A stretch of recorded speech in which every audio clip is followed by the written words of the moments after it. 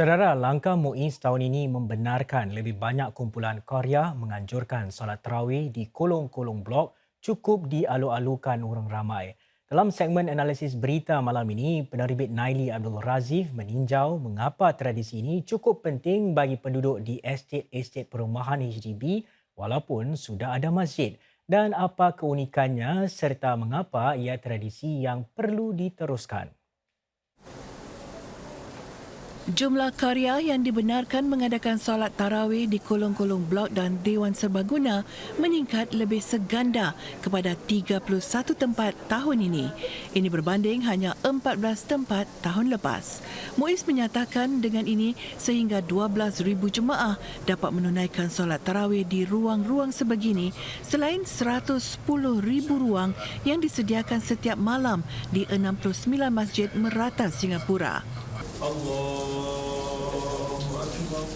Langkah menambah ruang tarawih anjuran karya-karya ini sangat dialu-alukan masyarakat Melayu Islam kerana ini bermakna para jemaah ada pilihan dalam soal bertarawih. Saya rasa ia memudahkan sebahagian besar masyarakat kita yang mungkin tidak dapat ke masjid dengan mudah, sama ada disebabkan kesihatan, ya, masalah mungkin mereka adalah warga emas kita ataupun mereka mempunyai keluarga yang besar, ramai anak-anak yang mungkin kalau semua nak naik bas, nak naik kenderaan apa pun agak payah. Jadi kalau ada yang berdekatan, berhadapan blok mereka dan sebagainya, ia sangat-sangat memudahkan. Keperluan sebegini dijangka terus ada, malah mungkin meningkat memandangkan penduduk Singapura dijangka semakin menua dengan satu daripada setiap 4 penduduk dijangka berstatus warga emas berusia lebih 65 tahun menjelang 2030. Bagi Ustaz Tarmizi, selain sebab-sebab praktikal, ada satu lagi keistimewaan berhubung penganjuran solat tarawih bawah blok ini iaitu semangat kekitaan atau semangat kampung. Membawa sebuah semangat yang berbeza daripada aspek para penganjur iaitu Korea-Korea ini, di mana mereka dapat bergotong royong, ya, bekerjasama, menganjurkan sesuatu acara tahunan.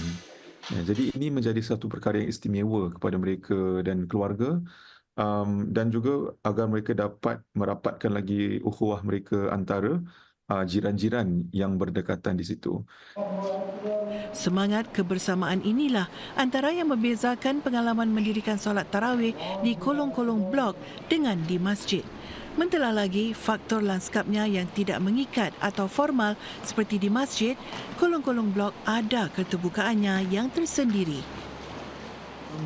Saya rasa perbezaannya mungkin kalau saya contohlah, kalau ada sebahagian orang mereka nak menawarkan diri mereka untuk berkhidmat di masjid ataupun membantu-bantu, mungkin ada yang segan atau mereka rasa ni bukan tempat aku, ya. Masjid pun sekarang ramai petugas-petugasnya, ya, ataupun mereka dah nampak kalau orang-orang yang sukarelawan ni orang-orang itu juga setiap tahunan. Mungkin mereka segan atau tak tahu macam mana nak menawarkan diri mereka, ya.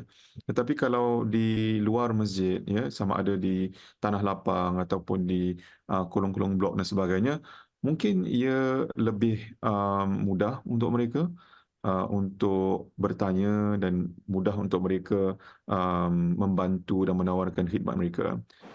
Malah, kolong-kolong blok sebagai ruang bersama atau common space berbilang kaum dan agama menawarkan satu lagi semangat kebersamaan unik yang mungkin tidak ditawarkan di masjid-masjid.